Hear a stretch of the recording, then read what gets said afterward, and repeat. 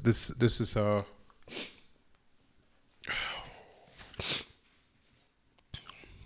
was going to apologize, but yeah, no. Uh there's nothing to react to. There's nothing to react to. The video we're reacting to is called Young Bards for Peace, Youth Voices on Anglophone Crisis in partnership with defyhatenow. So, my name is Kamga. I'm a Cameroonian currently living in the US, and since 2016, the English-speaking regions of the country have been under civil war. Basically, the country is under civil war, and nobody actually knows whether there's going to be an end in sight. It's quite painful to think about, especially when you don't really understand, or when you see both sides of the equation acting in ways that make you question whether anyone actually wants, peace. But this video came out in last month, actually, September 21st, by Breed Cameroon. So a little bit of context. When I was in Cameroon, my friend Monique, who actually founded this organization sometime in 2017, I think, maybe before that. 2018, I think it's 2018. I'm not sure. Anyway, Monique, if you're watching this, please comment and let people know. But anyway, Breed Cameroon, the name, as the name stands, the goal of the organization is to create a better breed of Cameroonians. And the reason I wanted to make this video is because I've seen the comments on this video, and it looks like it really captures a moment during this crisis that people may not be aware of, and I think more Cameroonians need to watch it. And the reason why I'm choosing to do this, and probably I'm not able to monetize this video, it's I think the content of this video might not be monetizer friendly. I just saw the guidelines. I mean, literally, when I look at the guidelines here, it says age restricted video based on community guidelines. So there's a chance that the topics and the conversations that you're going to hear may not be, viewers' discretion advised. And this is spoiler alert. Viewer discretion is advised. There's going to be topics and probably very painful situations. So, yeah, you're warned. Essentially, if you don't want to hear me talk about these things and you want to go directly to the video, the link is going to be in the description. You can check it out there. Yeah, let's watch the video.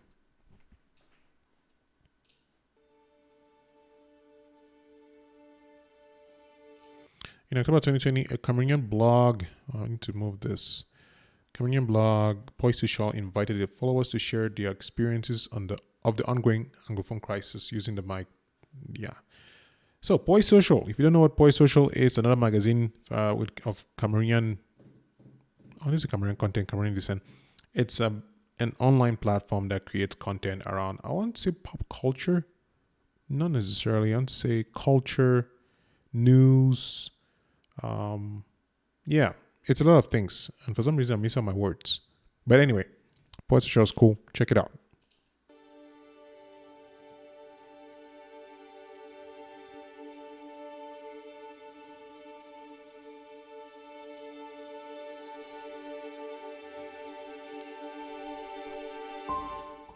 Despite being a final year student in the Department of Theoretical Linguistics at the University of Boya at the time, I was in Bamenda and an onlooker on that day, what is now referred to as Mancho BBC's Coffin Revolution. Teachers were on strike, and in the absence of classes I traveled to Bamenda to visit friends. The next day I would go out for my visits, unaware of what I would get caught up in. Mancho BBC, a popular community figure, had rallied some youths to the Bamenda City Council to address the government delegate at the time, Mr. Is this acting or is this real? It feels like an actual footage from, by the way, this is just my reaction video habits kicking in. Normally you cannot take a video and just let it play on your channel. You have to say something about it. But yeah, it looks really, really real. Is this okay? Let me just watch the video. And protest the poor state of roads, exorbitant market rents, and other evidence of bad governance. That same day, the regional wing of the ruling party, CPDM, was holding a rally along Bamenda's Commercial Avenue, and Mancho's followers soon decided to disrupt the rally, knowing that those who had the power to change the state of things, like Mr. Ndomo, would be in attendance. But the rally and the approach of the young men bent on disrupting the event had caused traffic and garnered the attention of people in surrounding buildings. Business owners, hawkers, all those who like myself were on the way elsewhere. All onlookers too on the pavements and tar islands, trying to capture every moment as the mob approached, and military officers dispatched to guard the ruling party members. The atmosphere was tense, but up until then it had been clear who was a threat to whom, and I felt safe as an onlooker on the pavement watching history happen. But things soon changed for the worst when the military decided to use water cannons to push back the angry mob and prevent them from accessing the rally site. Some individuals in the surrounding crowd started shooting stones and other objects towards the cannon. In the space of seconds, what was clearly a confrontation between a group led by Mancho BBC and those protecting the CPDM rally became chaos. The police attacked the crowd indiscriminately with tear gas grenades. They ignored the cries of business owners who had been watching from their property and used their batons on whoever was not dressed as they were or dressed for the rally. Seeing that it was no longer clear who was an enemy and the police were certainly no one's friend, I tried to leave, but I failed. I was picked up by two gendarmes who ignored my cries of being an innocent onlooker. I was transported to the Legion in Bamenda with mix of other men, most of us onlookers who had been dragged to the police truck without even a question as to our identities. At the Legion, the colonel in charge of the unit instructed that we should be beaten without charge, and 6 men pounced on us mercilessly. It is after the beating that we were forced to give our statements, punished first and questions asked later. In my statement, I made it clear that I was not with the mob and had only been an onlooker trying to follow the events, but I was told that statement would not be accepted. I was forced to recount that I was sent by Mancho BBC to disrupt the event. That was the only thing the officers would put into writing, and with that, I was locked up in a cell with many others who had been arrested. The cell was so congested, and I was so frail from the beatings we had received that I was directed to lie on the lap of a larger man who had been arrested with me. The following morning, an order came instructing that we should be flown to Yaoundé for proper investigation. We were then transported to the Bafut airport, where some received more beatings. My frail look saved me from being beaten this time. I had never thought my first flight experience would be in a military plane as a victim of an arbitrary arrest, with my hands tied to my back. But that was how we were transported to Yaoundé. Surprisingly, we were treated better by the colonel that received us in Yaoundé. He instructed that none of us should be exposed to any torture for whatever reason, and we were transferred to Seed, where we were given medical attention and fresh investigations opened. I will never forget the words of the lieutenant colonel who was assigned to take my statement anew. He said, "I am not a prophet or a native doctor to see through you, but the truth shall set you free. And if you speak the truth, God will see you out of here in no time." I recounted my story as it happened that fateful day in Bamenda, and he asked me to go back to my cell. Weeks passed, Christmas and New Year's Day passed. I fell ill and was taken to the military hospital camp, Yaya, to be treated for malaria. But on the 9th of January 2017, at about 11 p.m. while I was still receiving treatment at the military premise, an officer walked in, called my name and told me, "You are free and we are taking you home." My Anglophone Crisis story is a story of unforeseen circumstance, both in arrest and release. Hi, my name is Faith Fidel, and today I will be telling you my story. Okay, first, before we continue with Faith Fidel's story, this is how many? This is 6 minutes.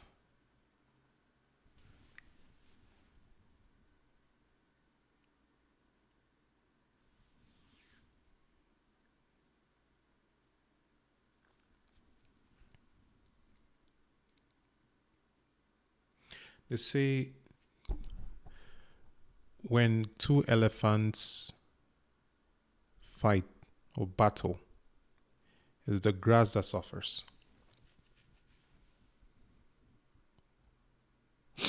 And there are people who are probably still in jails right now because they were standing in the wrong place and things like this happen. The young man was standing there and watching an event unfold. There was traffic, they could not move, and they were guilty.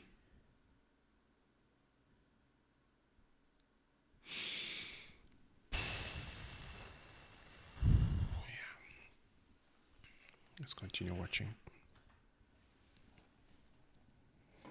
Faith Fidel is an actress. She was in the movie, at least the first time that I saw her, Fisherman's Diary.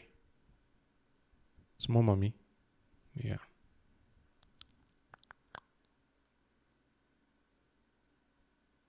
Yeah, let's continue. In 2018, my sister left the house to empty the trash into the garbage truck. On her way back, she was taken by some military men with other girls. During the hours of her custody with the military, my mother wailed the community, made so much noise about the kidnapping that it attracted the attention of the military. After about 9 hours, we found my sister on a very lonely street, still breathless, and she was scared to speak. The other girl she was with had been killed. That day, the military stormed into our compound and they were searching for my mom everywhere. They went to our previous building, our previous apartment, because we moved to the apartment downstairs, and they were asking for my mom. They went door to door asking for her. We couldn't open the door and watch them. We had to look through the window. But after a while, they left the compound. That night, our neighbors advised that we had to leave town because we weren't safe there. So everything my mother worked for, we had to leave behind. Her driving school, which was her side job from teaching, her car, we left behind as we went to Douala. We later found out that all of those things had been burnt as we left, so there was no chance of getting them back. We ended up transferring to Douala overnight. We could only find a 1-bedroom apartment which was uncompleted, but we later found out that our belongings, which were still in Bamenda, had been stolen, which meant we had nothing to start a new life with. While in Douala, my mom suffered from a partial stroke. Had more bad news, finding out that my brother had been shot. My brother, who was studying at the University of Boya, was shot, arrested, and accused of being a separatist.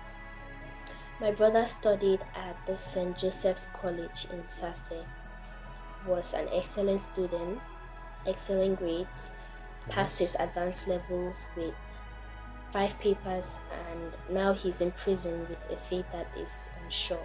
Knowing we could not take care of my mother, she was a patient in an apartment which had parts of the wall falling from time to time. We had to move in with my cousin. My name is Dibenja. All this crisis started over 4 years ago.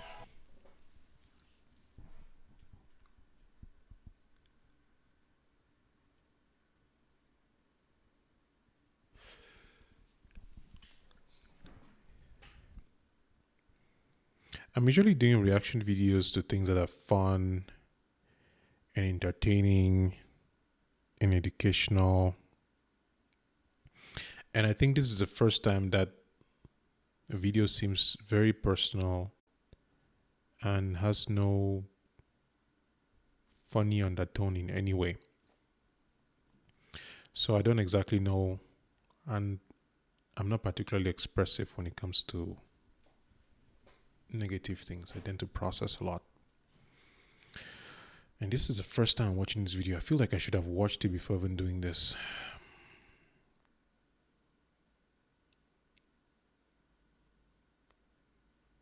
Her mom had to leave. Her sister could have been killed. They went to Douala, barely found a place. mom had a stroke.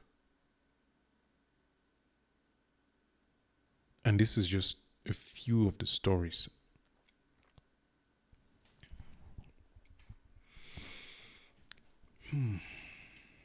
It was like a dream to many of us. Move in with my cousin. My name is Dibenja. Although this crisis started over 4 years ago, it was like a dream to many of us. Unreal. I don't think I understood the seriousness of it until April 2020. In April 2020, my entire village was brought to its knees. Half of my village, Bokoso, was set ablaze by unidentified gunmen who claimed the village was a military hideout. Years of toil by families ruined in the blink of an eye. Our houses, memories of my childhood, the labor of my parents all gone down in a split second. I was in Boya when it all happened, but my parents and siblings were in the village. During this operation, a group of villagers were kidnapped, and my mom, unfortunately, was one of them. When I got the call, I felt like they had collapsed beneath my feet. I had read and seen stories of victims of kidnap, the violence and brutality that had befallen them, and I couldn't imagine my mother going through that kind of treatment, especially after losing everything in the fire. My dad, who had been working on the farm, only returned to an empty piece of land with a wife in captivity. When the men finally made contact on phone, they were asking for a ransom for her to be released. That right there was the first time in my life I had a billion thoughts in my head. I made up all possibilities of getting money they were asking. After days of negotiation and bargaining, a ransom was paid and my mom released. It was like life was renewed in me and the family, despite having lost everything else. She relocated to Limbe as an IDP, but my dad stayed in the village because farming is our only source of income. He was ready to continuously bear the risk to make sure he can still make a living for his family. It is a courage and resilience that I can't qualify properly. But my story didn't just end there. A few months ago, before the start of the last session of the GCE, my kid sister was taken away by gunmen on her way from school. When they tried to run away with her, she went unconscious and they abandoned her and ran away. She got rescued by a good Samaritan who revived her. This is my Anglophone crisis story so far. The crisis forces us to sleep with one eye open, always looking over your shoulders, fearing for the worst. If you have ever known peace, valued peace, then you know how crippling the crisis has been. Living in a nightmare, wondering what happens next. I enrolled in the Faculty of Health Sciences, University of Boya, in October 2016, and the turmoil started a few weeks later.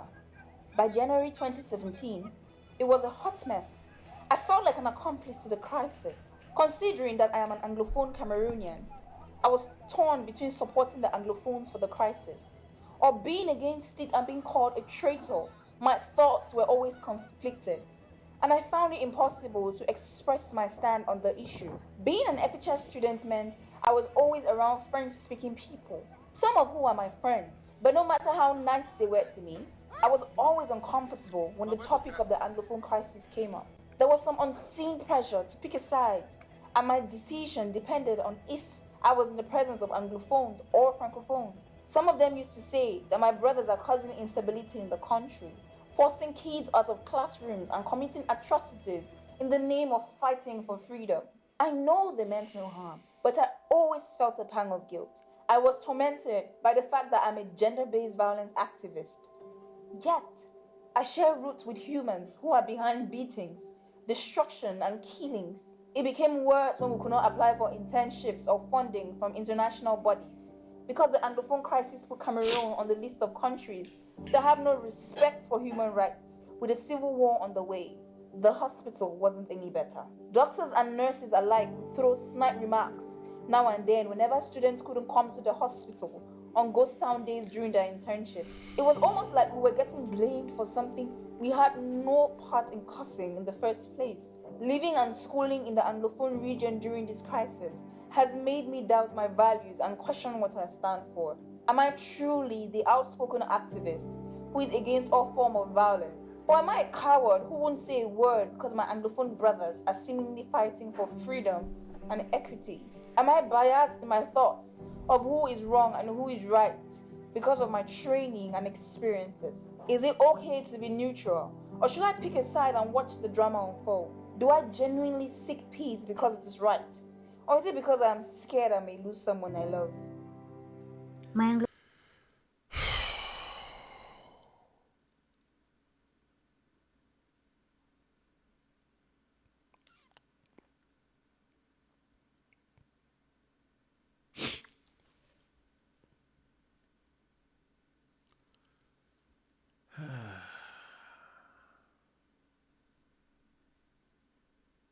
This was well written, by the way.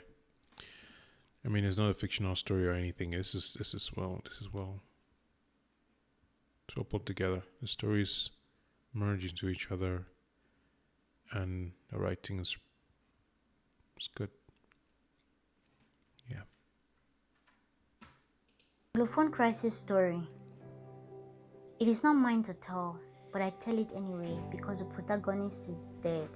On the 1st of October 2017, what was supposed to be a peaceful march on the streets of my Fonko in Bamenda by those calling for cessation ended up claiming the life of my uncle, a man I loved so dearly, a kind and cheerful man, but also a poor and disabled man who could not run fast enough when the violence broke out between the protesters carrying leaves to symbolize freedom, chanting songs as they celebrated their independence, and the armed forces. Reluctantly dragging his crutches, my uncle had been trying to escape the gunshots he could hear just outside his home from the march and counterattack. He took his life savings and stepped out thinking to find a better place to hide, but soon found his death.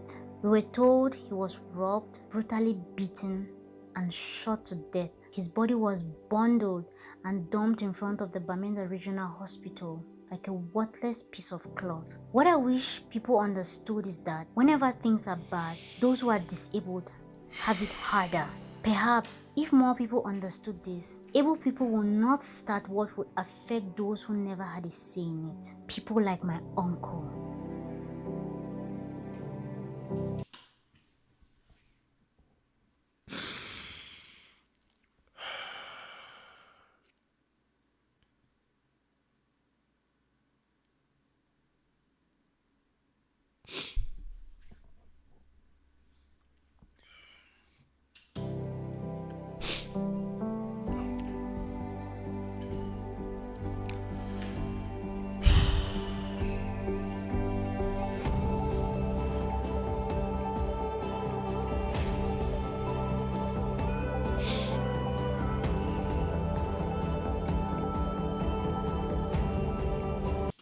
The average Cameroonian was engaged. Those not in organizations without us.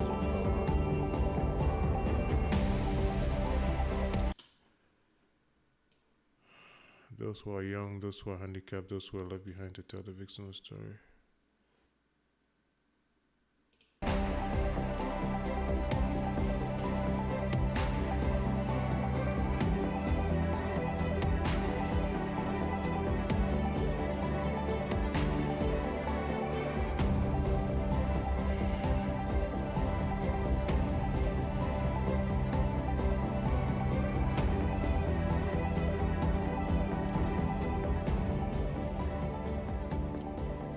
Soaked in pain, drowned in blood, drenched in fear and caged by death, our hearts hang on hope, the belief in a smile to come. Like a joke, it started, each day breaking with us thinking it's the last, hoping the solution is drawing nearer. But each day, peace went farther, leaving us crying like chicks without a mother. Know you about Pinyi, know you about Menka, know you about Gabu, or I tell you about Kumba. And all other days we couldn't sleep.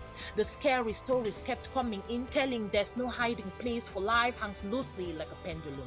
From afar, you would see how fast the value of life fades away. Every day, breaking with bodies on the streets and frightening atrocities. Is it 40, 38, 29, 50? We sure have lost count, but we sure know about the mass graves and fruits of our wombs gone into flames. Yet hope dwells here.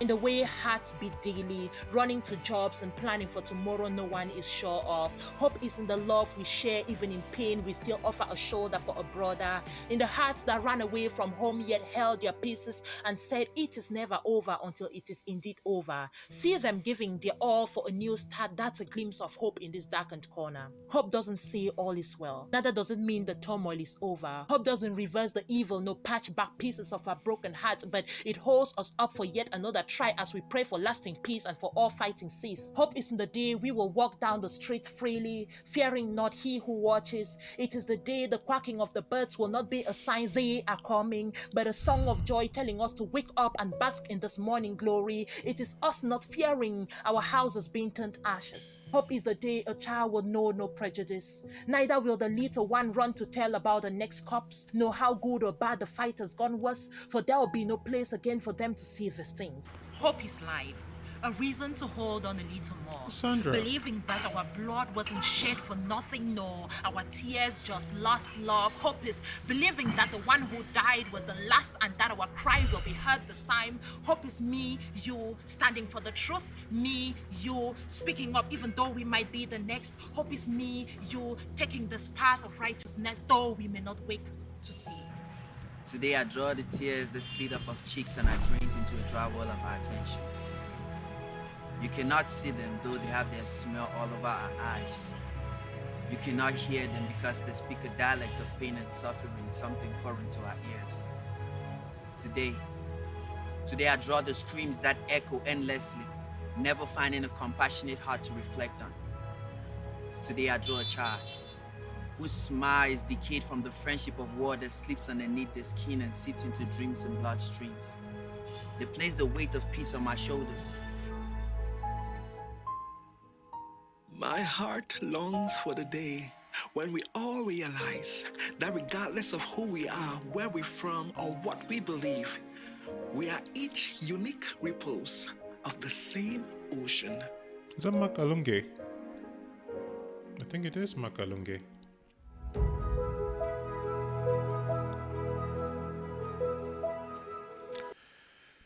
Oh, Jesus.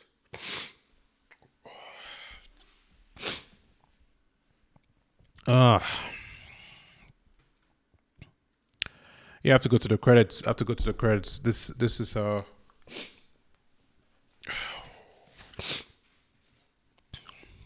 was going to apologize, but yeah, no.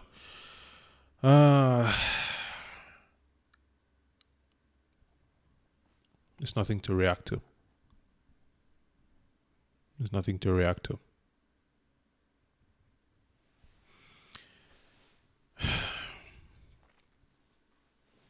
It's probably supposed to be when this thing started in Boya.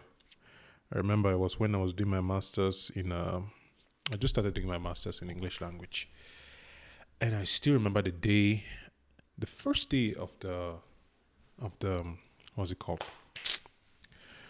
What do they call the thing now?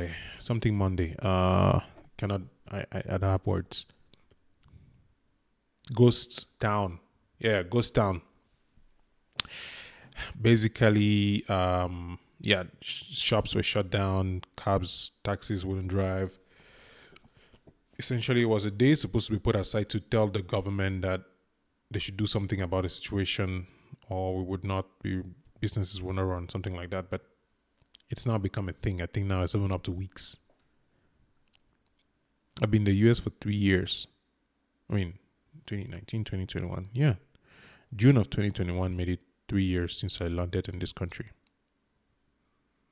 And yeah, a friends, family in these parts of the country. It's yeah. It's a lot.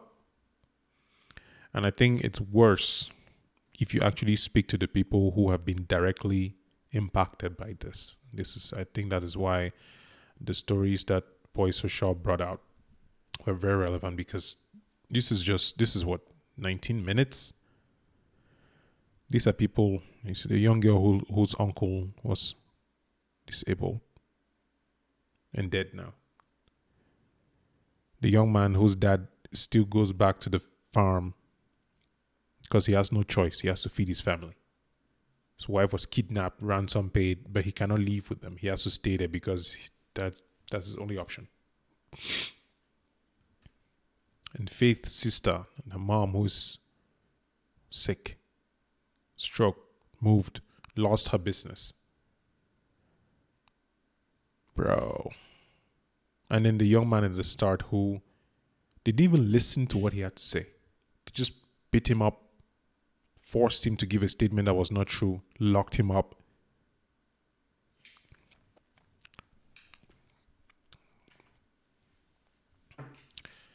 I don't know why I picked this video to react. I should just watch this video in peace. Now send me listen to Young Bards for Peace. Short film was conceived by Breed Cameroon with funding from Defy Cameroon for the commemoration of International Peace Day 2021.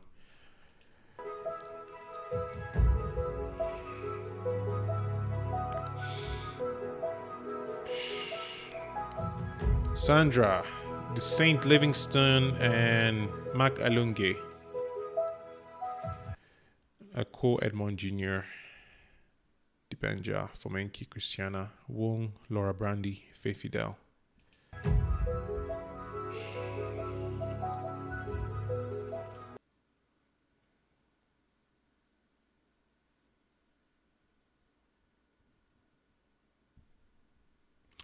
Longe. Good job, bro. Monique. Obed. My people. Yeah.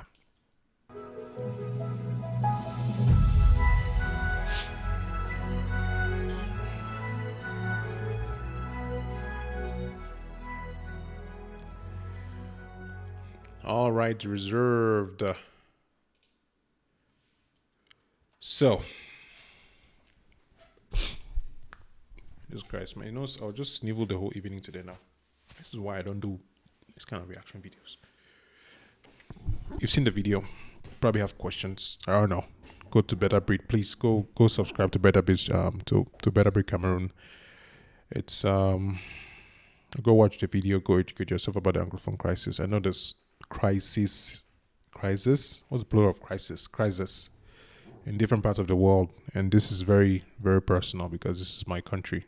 I was born there, raised there until when I moved to the US. So a lot of the towns that I was seeing, it's just bringing back flashes of memories. And boy, yeah, basically, I mean, I went to school in Bamenda, went to university. I finished school in Bamenda, moved to Boya. So, and I was when all these things started, I had, it's probably a whole other video. I remember specifically somebody who apologized to me for the whole thing because whenever people ask me, am I Anglophone or Francophone, it opens a whole kind of, not even worms, it's more like, I don't know.